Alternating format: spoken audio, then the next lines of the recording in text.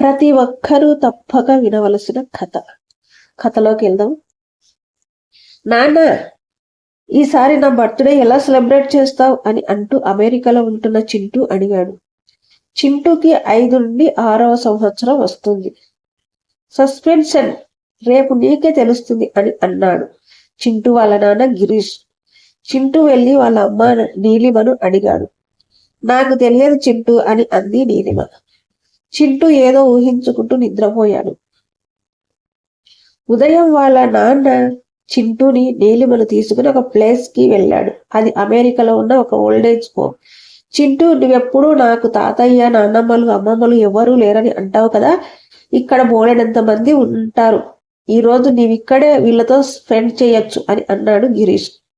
నీలిమలకు పెళ్ళై 7 సంవత్సరాలు అయింది. ఇద్దరి వైపు అమ్మా నాన్నలు చనిపోయారు.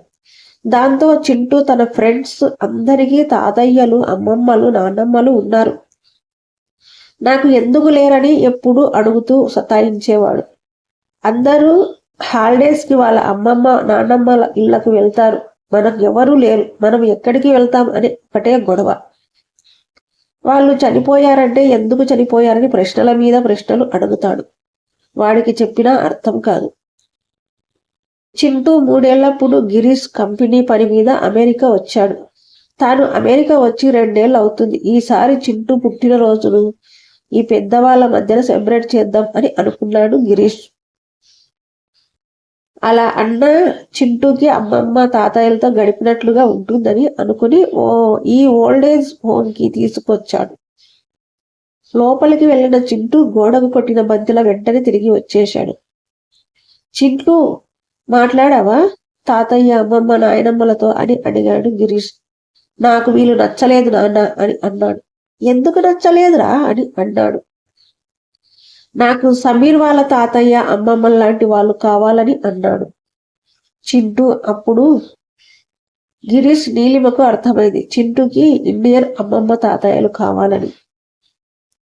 ఇంతలోనే చింటూ పరిగెత్తుకుంటూ గేట్లో నుంచి లోపలికి వస్తున్న వృద్ధ దంపతులను నానమ్మ, తాతయ్య అని పిలిచి వాళ్ళ చెయ్యి పట్టుకున్నాడు. వాళ్ళు చింటూని ఎంతో ప్రేమగా దగ్గరికి తీసుకున్నారు. వెంటనే చింటూ, ఈ రోజు నా బర్త్డే, నన్ను విష్ చేయండి అని వాళ్ళ కాళ్లకు దండం పెట్టాడు. వాళ్ళకి ఏమీ అర్థం కాలేదు. అరే, అమెరికా ఓల్డ్ ఏజ్ హోమ్ లో మన వాళ్ళు అని ఆశ్చర్యపోయారు నీలిమ, గిరీష్లు. తమను తాము పరిచయం చేసుకున్నారు. ఇన్ని రోజులకు తెలుగు వాళ్ళు కనిపించినందుకు ఆ దంపతులకు కూడా ఎంతగానో సంతోషించి బాగా మాట్లాడగారు. చింటూ వాళ్ళని ఒక్క క్షణం కూడా వదలకుండా కబుర్లు చెబుతూ ఆడుకుంటున్నాడు. ఇంటికి వెళదామంటే రానని మారం చేశాడు. చివరికి వాడిని ఇంకోసారి తీసుకొస్తామని నచ్చజెప్పి చింటూని తీసుకుని బయలుదేరారు వాళ్ళు. గిరీష్తో, బాబు, ఈసారి మేము వచ్చేటప్పుడు కాస్త సాంబారు, రసం, అన్నం తీసుకొస్తారా అని తిని చాలా కాలమైంది అని మొహమాటంతోనే సిగ్గుపడుతూ అడిగారు. వాళ్ళని చూస్తే చాలా బాధేసింది. వాళ్ళెప్పుడూ ఎవరిని ఏమీ అడిగినట్లుగా లేరు. చాలా మర్యాదస్తుల్లా ఉన్నారు. సరే తాతయ్య, నానమ్మ, నేను తీసుకొస్తాను సాంబారు, రసం అని అన్నాడు చింటూ. ఇంటికి వచ్చినప్పటి నుంచి ఆ తాతయ్య, నాన్నమ్మల దగ్గరికి నన్నెప్పుడు తీసుకెళ్తావు, వాళ్ళు నాకు కావాలి, నా బొమ్మలు చూపించాలని చింటూ ఒకటే గొడవ. తీసుకొస్తానని గిరీష్ మాటిచ్చాక నిద్రపోయాడు. గిరీష్, నిర్మలకు తల్లులు చిన్నప్పుడే పోయారు. ఇద్దరి తండ్రులు ఫ్రెండ్స్, స్నేహాన్ని బంధం చేసుకుందామని వీళ్ళిద్దరే పెళ్లి చేశారు. కానీ వాళ్ళెందుకో త్వరగా అమ్మలను చేరుకున్నారు. ఈ లోటు ఇద్దరికీ ఉంది. కనీసం తమ తండ్రులైనా తమ బిడ్డల ఆటపాటలు చూసి మురిసిపోతారు అని అనుకున్నారు. కానీ ఆ అదృష్టం కూడా లేకపోయింది.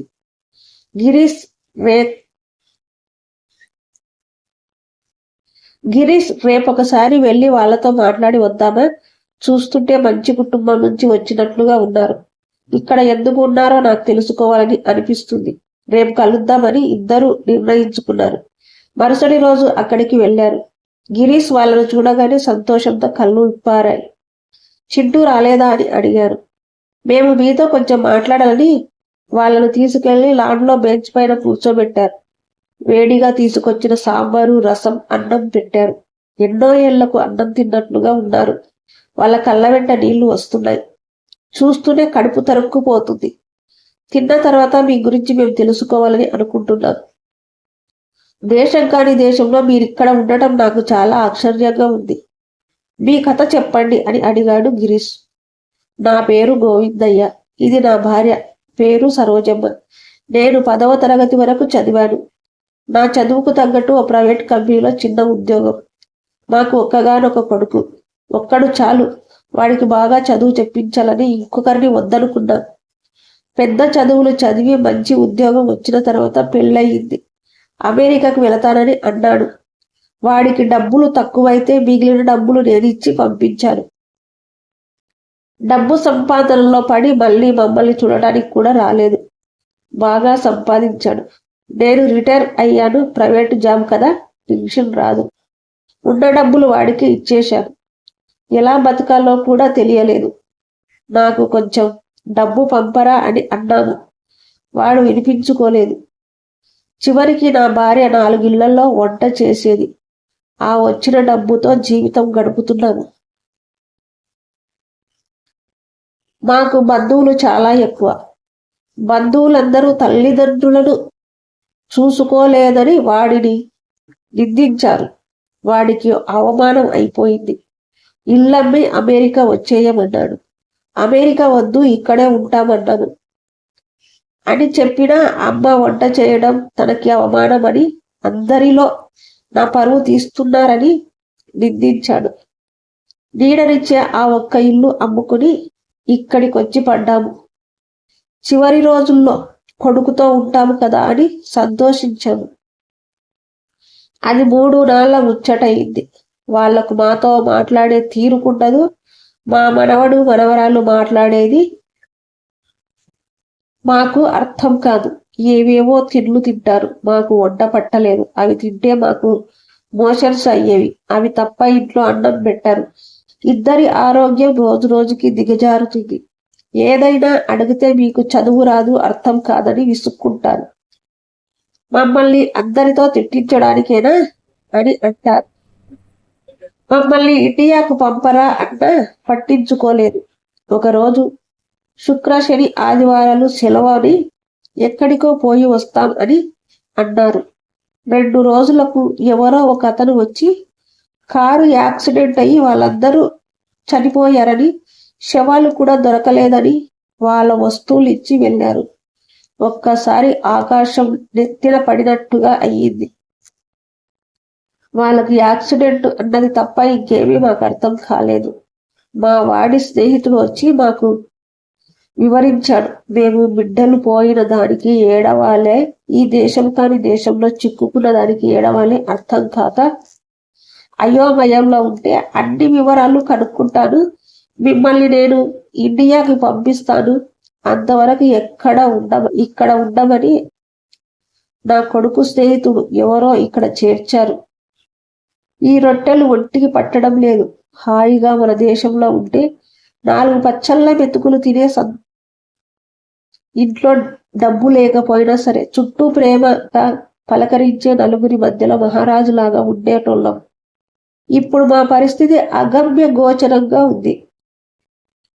ఆ దేవుడు కూడా దయలేనివాడు. ముసలోళ్ళం మమ్మల్ని తీసుకుపోకుండా మాకీ వయసులో కడుపు కోత మిగిల్చాడని కన్నీళ్లు తుడుచుకుంటూ మా వాడి ఫ్రెండ్ ఎప్పుడొచ్చి ఇండియాకి పంపుతాడా అని ఎదురు చూస్తున్నాము బాబు అని తమ దీనగాథను వినిపించాడు. మీ అబ్బాయి కోడలు ఎక్కడ పనిచేస్తారని అడిగాడు గిరీష్. మాకేమీ తెలియదు బాబు. మేమిక్కడికి వచ్చి 2 సంవత్సరాలైంది. ఇంతవరకు కాలు బయట పెట్టలేదు. ఒక్కసారి ఆ ఇంట్లో నుంచి ఇక్కడికి వచ్చి పడ్డాము. ఇక్కడ కనీసం 4 ముఖాలన్నా కనబడుతున్నాయి. అక్కడైతే ఇల్లే జైలుగా ఉండేది అని కళ్ళు తుడుచుకున్నాడు. గిరీష్ లోపలికి వెళ్ళి అక్కడ మేనేజ్మెంట్ వాళ్ళతో మాట్లాడి వీళ్ళను ఎవరు చేర్చారో కనుక్కుని అతని నెంబరు తీసుకుని వచ్చాడు. అమ్మా, మాకిద్దరికి తల్లి తండ్రి లేరు. మీరు మా ఇంటికి వచ్చి మా అబ్బాయికి నాన్నమ్మ తాతయ్యలు అవ్వండి. వచ్చే ఏడాది నేను ఇండియాకు తిరిగి వెళతాను.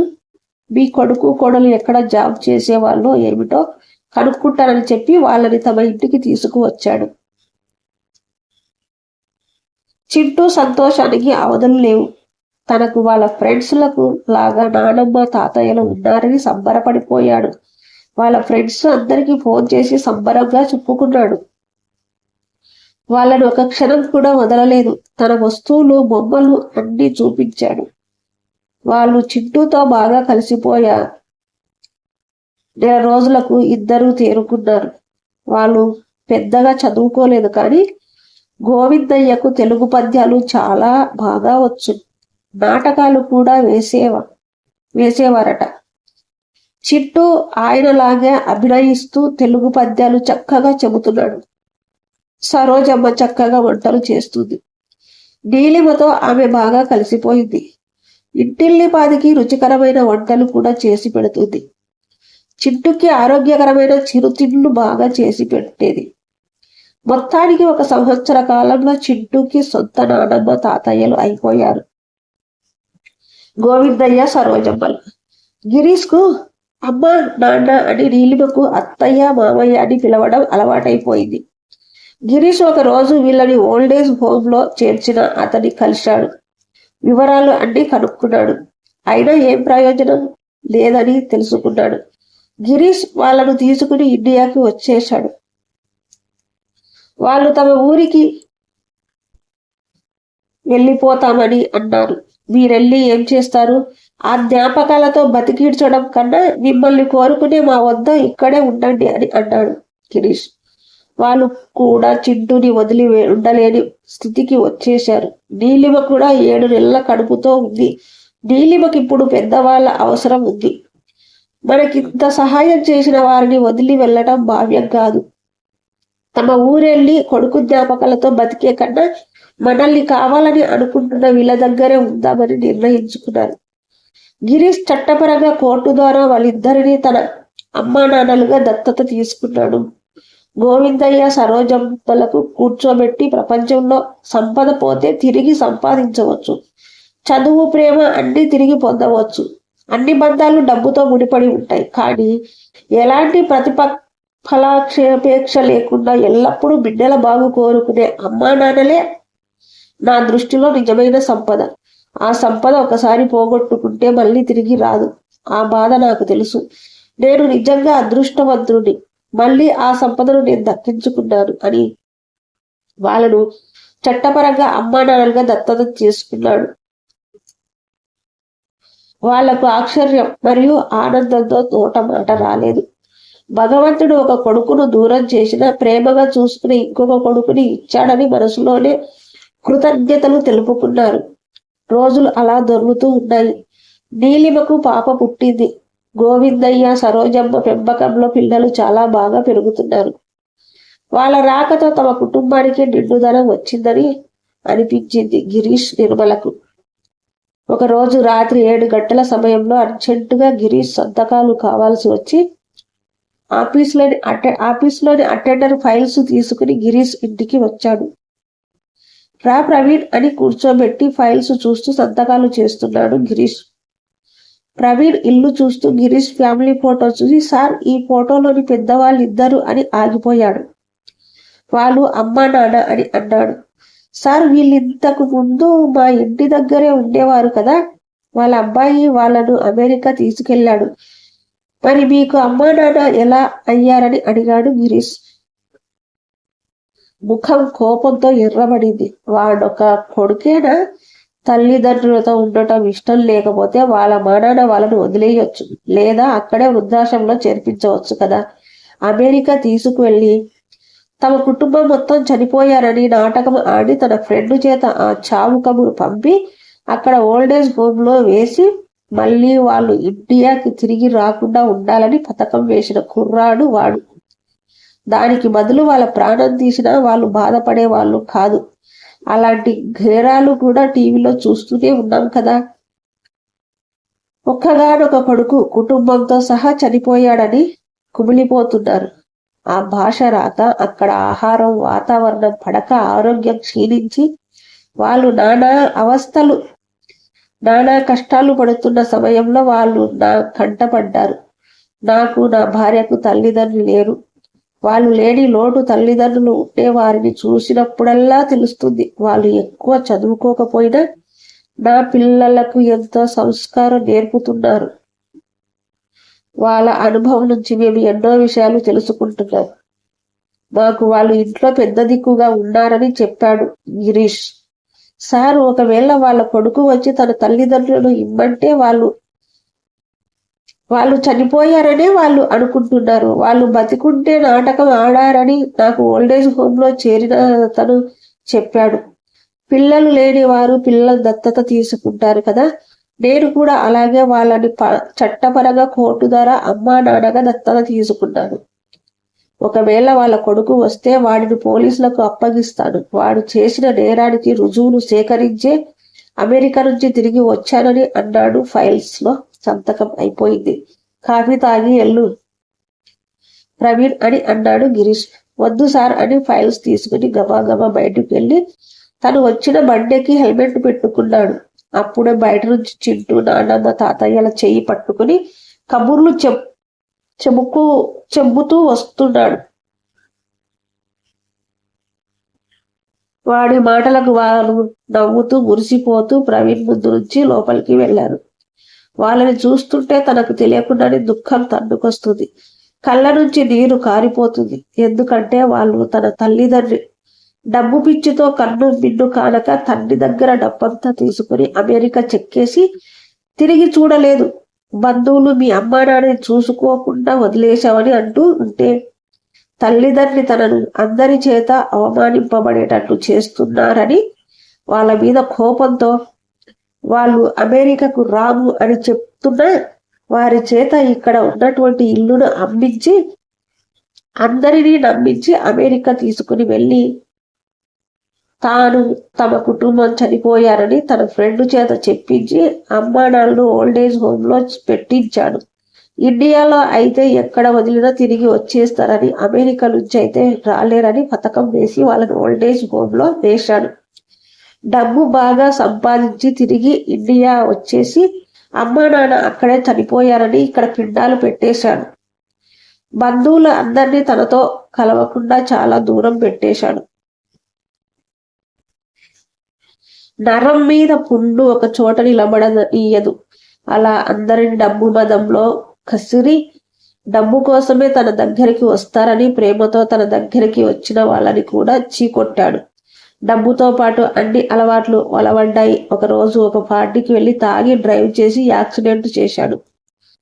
ఆ యాక్సిడెంట్ లో భార్య నడుము విరిగి మంచానికి అంటుకుపోయింది. పిల్లవాడు 2 ఏళ్లుగా హాస్పిటల్లో కోమాల్లో ఉన్నాడు. డబ్బు నీళ్ళలా ఖర్చయిపోతుంది. కానీ బిడ్డ తిరిగి వస్తాడో రాడో తెలియదు. తనకి కుడి చెయ్యి ఎడమకాలు విరిగి ఆపరేషన్ చేసి రాడ్స్ వేశారు. తను ఇప్పుడు ఎక్కువసేపు నిలబడలేడు, నడవలేడు. పాప చిన్న దెబ్బలతో బయటపడింది. జీవితం మొత్తం తలకిందులైపోయింది. డబ్బు కొవ్వు 2 కరిగిపోయాయి. కూర్చుని తింటే కొండలైనా కరిగిపోతాయి. తను కోలుకునేటప్పటికీ 1 సంవత్సరం పట్టింది. భార్య బిడ్డ బతికున్న శవాల్లా ఉన్నారు. తాను తల్లిదండ్రులకు చెప్పిన అబద్ధం నిజమైంది. కళ్ళకు కప్పిన డబ్బు పొర తొలగి కళ్ళు బాగా తెరుచుకున్నాయి. తల్లిదండ్రి కోసం విచారిస్తే వాళ్ళు అక్కడ లేరని తెలిసింది. బంధువులందరూ తనకిలా అయినందుకు సంతోషించారు. నువ్వే మీ అమ్మా నాన్నలు చంపేశావేమో అని అంటున్నారు. అన్నీ పోయి గిరీష్ పని చేసే కంపెనీలో అటెండర్ ఉద్యోగం చేసుకుంటూ జీవితాన్ని నెట్టుకొస్తున్నాడు. ఒకప్పుడు పంచభక్ష పరమాణాలు లేకపోయినా మామూలు కూర చారుతో అమ్మానాన్నతో కలిసి తిన్నప్పుడు ఎంతో తృప్తిగా ఉండేది. డబ్బు పేరు ప్రతిష్టలే సంపదలు అనుకున్నాడు. కానీ కష్టం వస్తే ప్రేమగా పలకరించేవారు, నేనున్నానని ధైర్యం చెప్పేవారు ఉంటే అదే సంపదని అర్థం చేసుకున్నాడు. ప్రపంచంలో ఎలాంటి ప్రతిపక్షాపేక్ష లేకుండా ఈ 2 చేయగలిగేది. నువ్వు ఏడుస్తే వాళ్ళు ఏడుస్తూ, నువ్వు నవ్వుతే వాళ్ళు నవ్వేది కేవలం తల్లిదండ్రులు మాత్రమే. నీ కష్టంలో సుఖంలో నిన్ను వదిలిపోకుండా నిన్ను అంటిపెట్టుకునేది వాళ్ళే అని తెలిసి వచ్చింది. అంత గొప్ప సంపదను పోగొట్టుకున్నాడని తెలుసుకునేటప్పటికీ ఆ సంపద వేరే వాళ్ళ సొత్తు అయిపోయింది. మనిషికి డబ్బు అవసరమే కానీ నా అనుకునేవారు నా వారు నా దగ్గర లేకపోవడం అంత దరిద్రం ఇంకొకటి లేదు.